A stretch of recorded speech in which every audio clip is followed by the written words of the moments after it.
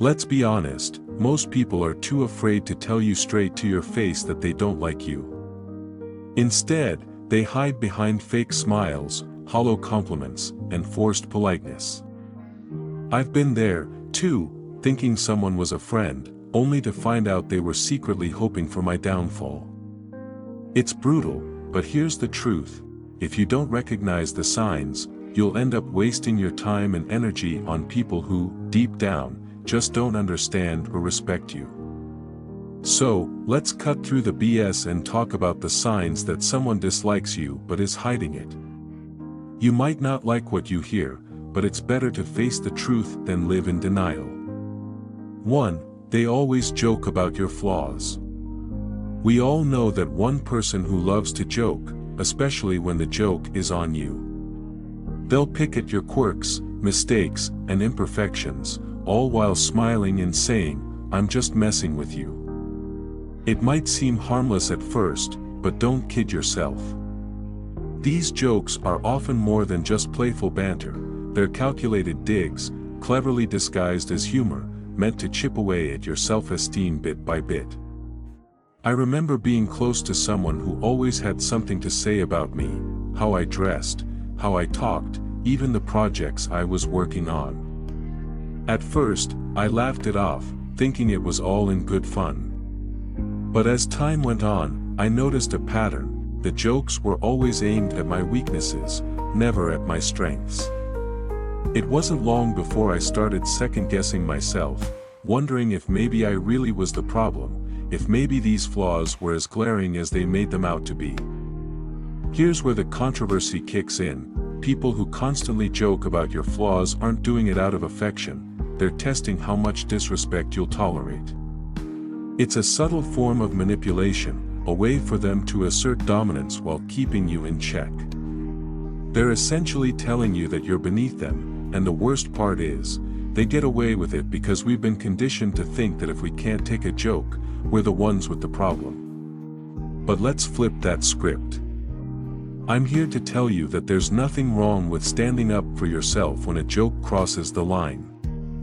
In fact, it's essential. You deserve to be around people who lift you up, not those who knock you down for a cheap laugh.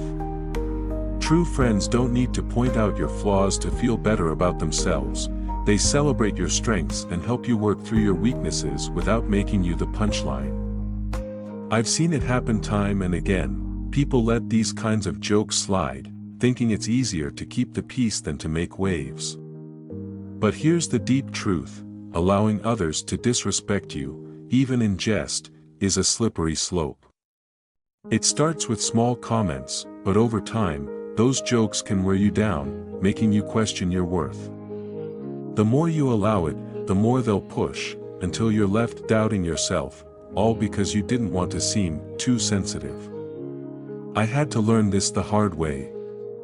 By laughing along, I was giving them permission to keep going. I was complicit in my own disrespect. It wasn't until I started pushing back, setting boundaries, that I noticed a shift, not just in how they treated me, but in how I saw myself. I stopped letting their words define me and started owning my narrative. So here's my advice: the next time someone makes a joke at your expense, don't just laugh it off. Ask yourself, is this really funny, or is there something more going on here? And if the answer is the latter, don't be afraid to call them out. It might be uncomfortable, it might even end the friendship, but your self-respect is worth far more than someone's misguided sense of humor. In the end, life's too short to surround yourself with people who can't see your value. If their idea of friendship is constantly pointing out your flaws, it's time to find new friends. The ones who truly care about you will never need to put you down to feel good about themselves. 2. They give compliments that sting like insults. We've all been there.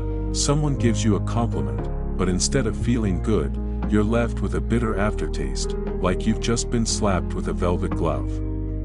It's the kind of compliment that makes you pause and think, wait, was that a compliment or an insult? And here's the harsh reality: often, it's a bit of both. These backhanded compliments are a subtle, almost sneaky way for people to undermine you while pretending to be kind. I remember working on a big project that I was incredibly proud of.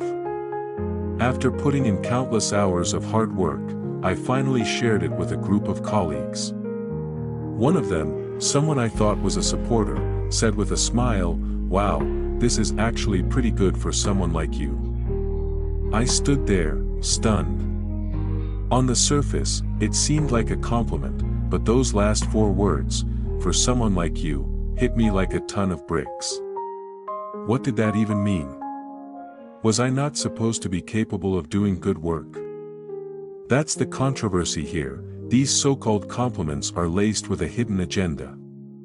They're not meant to uplift you, they're designed to keep you in your place. It's a power play, a way for the person giving the compliment to assert their superiority while making you doubt your abilities. They're saying, "I see you trying, but you'll never be as good as me." It's toxic, but it's wrapped up in such a pretty package that you almost miss the poison inside. Let's be real, people who give backhanded compliments are often insecure themselves. They see your potential, your strengths, and it scares them. So, they use these sly little digs to keep you second-guessing yourself, to make sure you don't rise too high. It's like they're patting you on the back while holding you down with the other hand. We've all done it at some point, maybe not intentionally, but we've all let our insecurities slip out in the form of a compliment that reminds someone else of their place. But here's the deep message: you don't have to accept this disguised hostility. You have the power to reject it, to see it for what it really is, a reflection of their own insecurities, not a measure of your worth. When someone says, "You're smarter than you look," or, "This is good, considering you're new at this," you don't have to swallow it whole. Call it out for what it is, even if it makes things awkward. Because if you don't, you're allowing them to dictate how you see yourself, and that's a power you should never hand over to anyone. I've learned to recognize these compliments for what they are, a mirror reflecting someone else's insecurities. And when you see it that way, it loses its sting. Instead of internalizing it, you can almost laugh it off. Because at the end of the day, their words say more about them than they ever will about you. So, here's what I do now when I receive a backhanded compliment: I don't let it slide. I'll respond with something like, "Thanks, but what do you mean by that?" It forces them to confront the insult hidden in their words, and more often than not, it puts them on the spot. They're suddenly aware that you're not playing their game, and it's amazing how quickly their tune changes. The takeaway: don't let anyone's veiled negativity define you. Whether it's a well-meaning friend, a jealous colleague, or even a family member, remember this: your worth isn't up for debate. Compliments should lift you up, not tear you down. If someone's words leave you questioning yourself, it's time to question their intentions instead. Life is too short to waste on people who can't genuinely celebrate your successes. Surround yourself with those who see your value and aren't afraid to let you know it, without any strings attached. 3. They subtly exclude you from plans. It's the little things that sting the most, like realizing your so-called friends accidentally forgot to invite you to dinner, that party, or a weekend getaway. They'll swear it was an oversight, or that it was a last-minute thing. Or worse, they'll assume you were too busy anyway. But let's be real, these aren't accidents. This is social exclusion in its sneakiest form, and it's a clear sign that you're not as valued as you think. I've been on the receiving end of this too many times. I remember checking my phone one weekend, seeing pictures of a group of friends having a great time at an event I would have loved to attend. The kicker: not a single person mentioned it to me beforehand. When I casually brought it up later, they were full of excuses. "Oh, we thought you were busy," or "It was such a last-minute plan." But deep down, I knew the truth. If they wanted me there, they would have made sure I knew about it. Here's where the controversy comes in. This kind of exclusion isn't just thoughtlessness, it's deliberate. It's a way of sending a message without saying a word. They don't want you there, but they don't have the guts to tell you to your face. Instead, they hope you'll just fade out of the group quietly, without causing a scene. It's passive-aggressive, and it's cowardly, but it's also incredibly common. People don't talk about this much because it's easier to pretend it's not happening. It's easier to swallow the excuses, to convince yourself that it really was just a mistake, rather than face the painful truth that you're being pushed out. But here's the thing. If you keep accepting those excuses, you're giving them permission to keep excluding you. You're letting them decide your place in their lives, rather than taking control of your own narrative. I had to learn this the hard way. For a while, I kept quiet, letting those accidental exclusions slide, hoping that maybe next time I'd be included. But then I realized that by staying silent, I was allowing myself to be treated as an afterthought. So I did something controversial. I started calling them out. I'd say, "Hey, I saw you guys went out last weekend. Why didn't anyone invite me?" It wasn't easy, and it definitely made things awkward, but it also forced them to confront their behavior. And guess what? The dynamics changed. Some people got defensive, others tried to make up for it, but the bottom line was clear. I wasn't going to let them exclude me without a fight. Here's the deep message. If people want you in their lives, they'll make the effort to include you, no matter how last minute the plan is. And if they don't, then it's time to rethink the value of those relationships. You deserve to be around people who don't make you feel like you're constantly chasing after their approval or attention. True friends don't forget to invite you, they make sure you're there because they genuinely enjoy your company. So, if you find yourself being subtly excluded from plans, don't just brush it off. Confront it. Ask the hard questions, and be prepared for the answers, even if they're not what you want to hear. Because at the end of the day, it's better to know where you truly stand than to be left wondering why you were left out again. And remember, you're not a backup option, you're a priority. Surround yourself with people who treat you like one. For, they're only busy when it comes to you.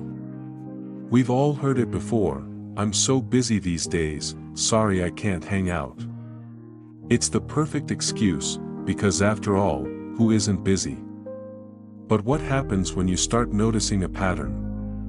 They're always available for others, posting pictures of their outings, catching up with mutual friends, but when it comes to you, suddenly they're swamped.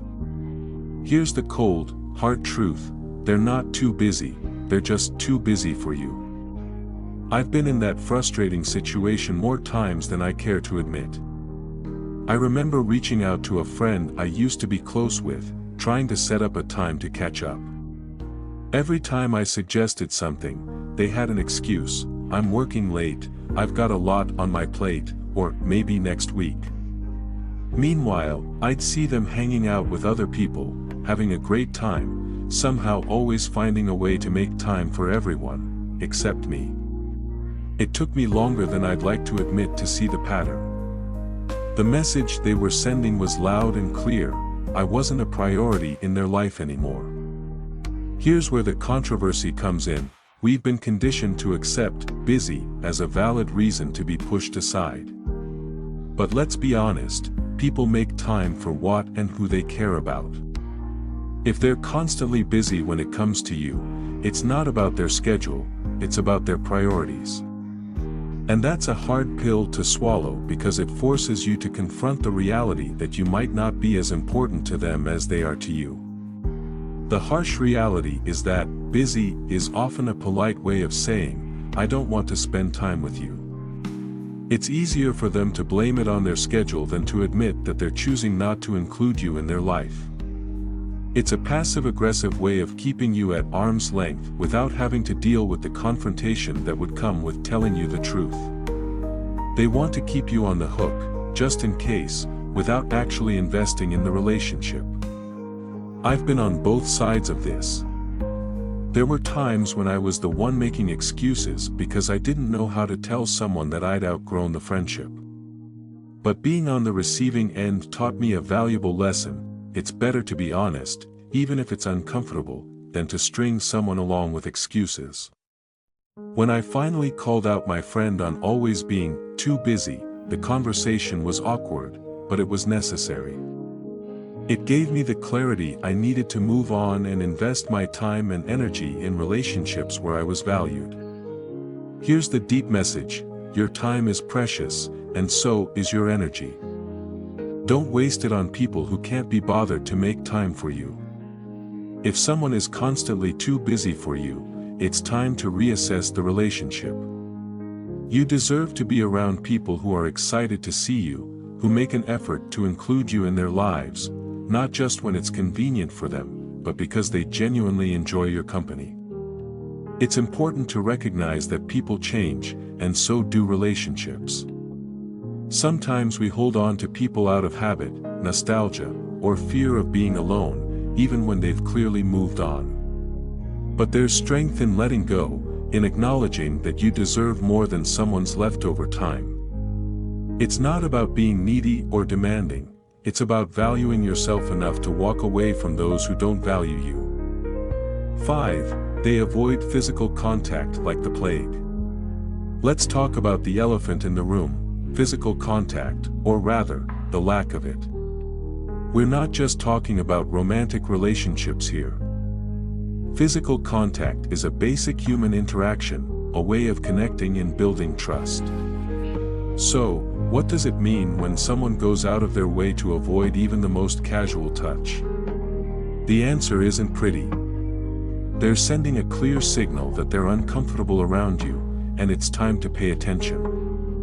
I once had a colleague who seemed to flinch every time I reached out for a handshake or a friendly pat on the back. At first, I thought I was imagining things, but then I noticed it wasn't just me, they were warm and tactile with everyone else. But when it came to me, it was like I had the plague. It wasn't long before I realized that their avoidance of physical contact was more than just a quirk, it was a deliberate effort to keep me at a distance. Here's the controversial part: physical contact is a natural part of human interaction, and when someone consistently avoids it, they're communicating a lack of comfort or connection. Sure, some people just aren't touchy-feely, and that's okay. But when it's selective, when they're fine hugging others but stiffen up around you, it's a red flag that something's off. They might not dislike you enough to say it outright, but their body language is doing all the talking. And let's be honest, we've all been there, on both sides of the equation. Maybe you've avoided a handshake or leaned back when someone got too close because you just weren't feeling the vibe.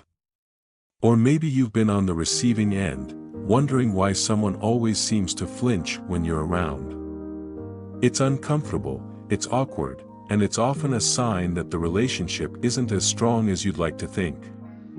But here's the deeper truth: physical contact is a fundamental part of human connection. It's how we show trust, warmth, and empathy. When someone avoids it with you, they're not just avoiding touch, they're avoiding closeness, intimacy, and vulnerability. They're keeping you at arm's length, literally and figuratively, and that's a clear indication that there's an underlying issue in the relationship. I've learned to pay attention to these cues, even when it's hard to admit what they mean.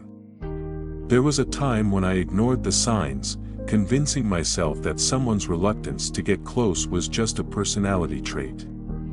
But the more I reflected on it, the more I realized that it was about me, and our relationship. When I finally confronted the situation, it led to some tough conversations, and in some cases, the end of the relationship. But it also freed me from the frustration of wondering why things felt off. So here's the deep message: don't ignore the signs.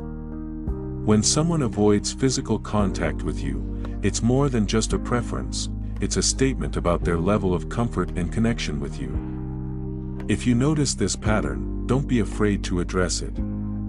It might lead to a deeper understanding, or it might reveal that the relationship isn't as solid as you thought. Either way, it's better to confront the truth than to live in denial. And remember, you deserve relationships where physical contact isn't something to be avoided, but something that happens naturally and comfortably. Whether it's a friendly hug, a handshake, or just sitting close without feeling awkward, these small gestures build trust and connection. If someone consistently avoids them, it's a sign that something's not right. Don't be afraid to ask the tough questions, and if necessary, make the tough decisions. Life's too short to be surrounded by people who keep you at a distance, literally and figuratively. 6. They disappear when you need support. Let's get real, nothing reveals the true nature of a relationship like a crisis. When the going gets tough, you find out who your real friends are. So what does it say about someone when they vanish the moment you need them most? It's not just a sign of flakiness, it's a neon warning that they're not as invested in you as you might have thought. And let's face it, when someone pulls a disappearing act during your darkest hours, it's not just hurtful, it's a betrayal. I learned this the hard way during a particularly rough patch in my life. I was dealing with a major personal issue, something that really shook me to my core. Naturally, I turned to the people I considered close friends, expecting some level of support, even if it was just a text or a quick call. But guess what? Crickets. The people I thought would be there for me suddenly had every excuse in the book. I'm so swamped at work, sorry, I'm just really busy right now, I'll check in with you later. Spoiler alert, they never did. Here's where it gets controversial. People love to talk about how they'll always be there for you, but when push comes to shove, many of them are only around for the good times. They'll party with you, laugh with you, and enjoy the high points of your life. But the minute things get real, they're nowhere to be found. It's easier for them to ghost you than to deal with your pain or discomfort. They don't want to be dragged into your problems because, deep down, they don't care enough to be there when it counts. And let's be brutally honest, true support isn't about convenience. It's about being there when it's hard, when it's uncomfortable, and when it's the last thing you want to do. The people who disappear when you need them most aren't just being inconsiderate, they're showing you exactly where you stand in their life. They're saying, without words, your problems aren't worth my time. I remember feeling absolutely gutted when I realized that the people I'd been there for in the past, during their breakups, their family dramas, their career setbacks, couldn't be bothered to return the favor. It was a wake-up call, and not a pleasant one. But it was also a lesson I needed to learn. Not everyone who smiles in your face is truly in your corner. Here's the deep message. Support is the foundation of any meaningful relationship. It's easy to be around when everything's going well, but the real test of a relationship is how people respond when things fall apart. If someone disappears the moment you need them, they're not just failing you, they're showing you that they were never really there in the first place. But don't let their absence make you bitter, let it make you better. Use it as a filter to sift out the people who don't deserve a place in your life.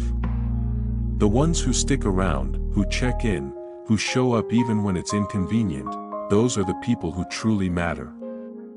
And those are the relationships you should nurture and cherish. In the end, life is too short to invest in fair-weather friends. Surround yourself with people who will stand by you in the storm, not just bask in the sunshine. Because when you find those rare individuals who stick around when the chips are down, you've found something worth holding on to. And as for those who disappear, let them go, they've already shown you their true colors. 7. They gossip about you behind your back.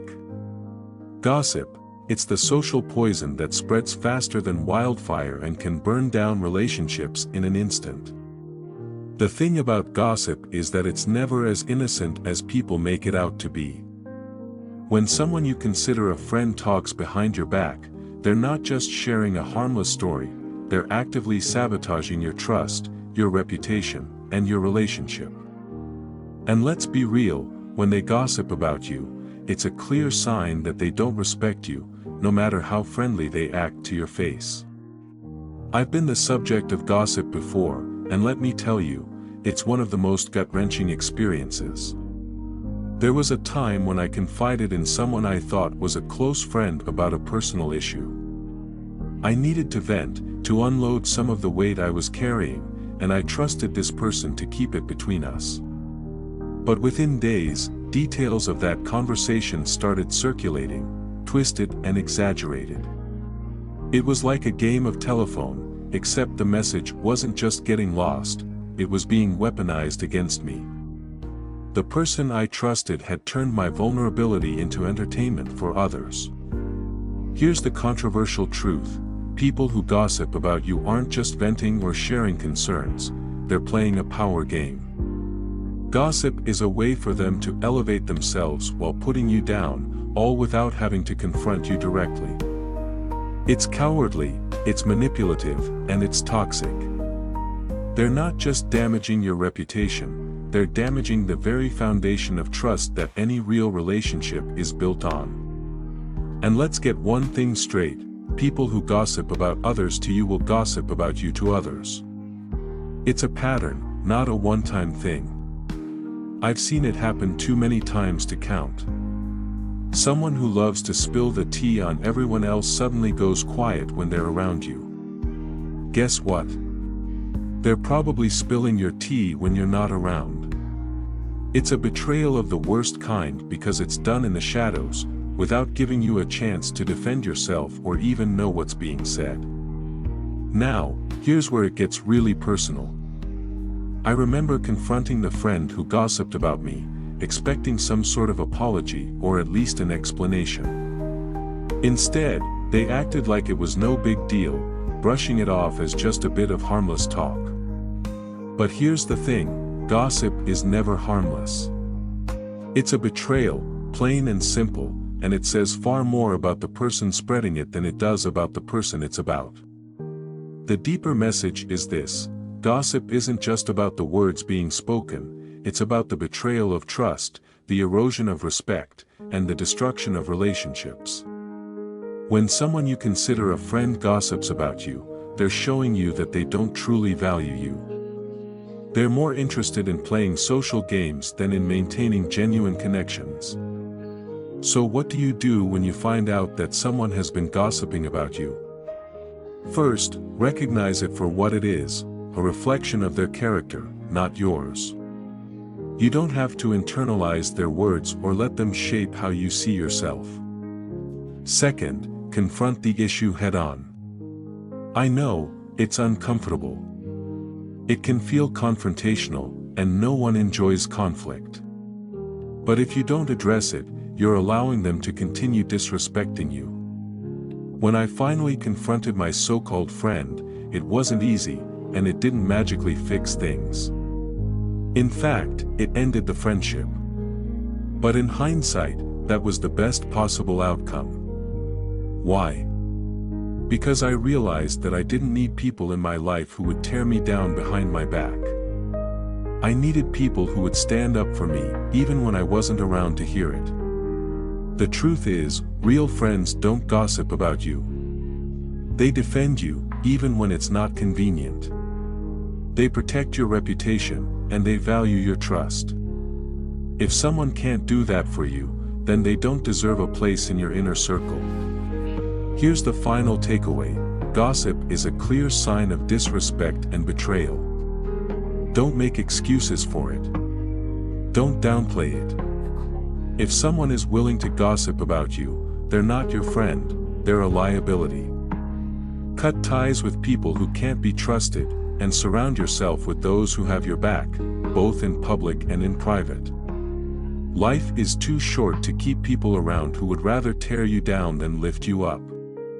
In the end, it's about valuing yourself enough to walk away from those who don't respect you. Your time, energy, and trust are precious. Don't waste them on people who don't appreciate them.